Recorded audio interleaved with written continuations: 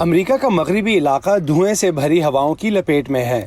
ہر سانس اس بحران کی شدت کا احساس دلاتی ہے جو اب تک کئی جانیں لے چکا ہے اور ہزاروں کو گھر سے بے گھر کر چکا ہے۔ مقامی عہدیدار اس آگ کے لیے ماحولیاتی تبدیلی کے اثرات کو ذمہ دار قرار دے رہے ہیں۔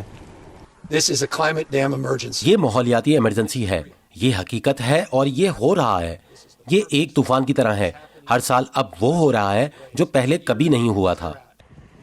اب صدر ڈونلڈ ٹرمپ کیلیفورنیا کے شہر سیکرامنٹو میں فائر فائٹرز اور منتخب عہدیداروں سے ملاقات کر رہے ہیں۔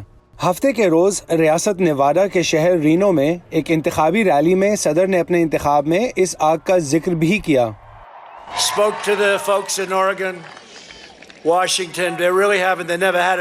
میں نے اوریگن اور واشنگٹن میں لوگوں سے بات کی، انہوں نے ایسا پہلے کبھی نہیں دیکھا، لیکن اس کا تعلق جنگل کے انتظام سے ہے۔ برائے کرم یہ آسان الفاظ یاد رکھیں، جنگلات کا انتظام۔ اس کا تعلق جنگل کے انتظام اور دیگر چیزوں سے ہے، لیکن یہ جنگل کے انتظام کے بارے میں ہے۔ لیکن واشنگٹن اور اوریگن میں منتخب عہدیدار صدر ٹرمپ کے نقطہ نظر سے اختلاف کرتے ہیں۔ یہ ایک بہت بڑا اور تباہ کن جھوٹ ہے۔ پہاڑوں پر برف پگھل رہی ہے، ہمارے جنگلات سوکھ رہے ہیں، ہمارے سمندر گرم اور تیزابی ہو رہے ہیں، اور یہ پچھلی کئی دہائیوں سے مسلسل ہو رہا ہے۔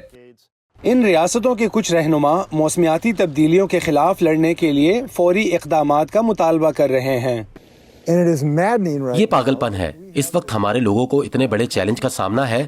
جب امریکہ کا پورا مغربی حصہ آگ کی لپیٹ میں ہے تو ایسے میں ایک صدر انکار کرتا ہے اور کہتا ہے کہ یہ محض جنگلاتی آگ ہے۔ یہ آگ موسمیاتی تبدیلی کی وجہ سے لگی ہے، اور اگر یہ امریکہ کے لیے اشارہ نہیں تو مجھے نہیں معلوم کہ اس سے زیادہ ان کو اور کیا دیکھنا ہے۔